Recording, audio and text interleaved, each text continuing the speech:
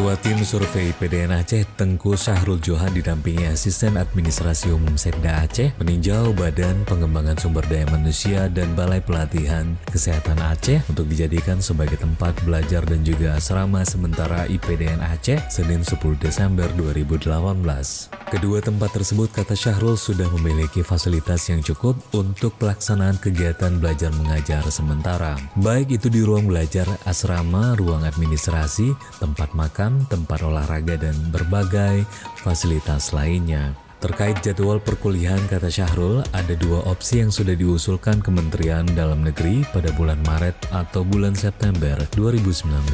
Sementara itu, Asisten Administrasi Umum Setda Aceh, Kamarudin Andalah, mengatakan pemerintah Aceh sangat mendukung dan juga komitmen terhadap pembangunan kampus IPDN di Aceh dan kesiapan proses belajar mengajar yang akan dimulai tahun depan. Semua fasilitas yang diperlukan, kata Kamarudin, dapat dipinjam pakai oleh IPDN, baik itu yang dimiliki pemerintah provinsi maupun Kabupaten Aceh Besar.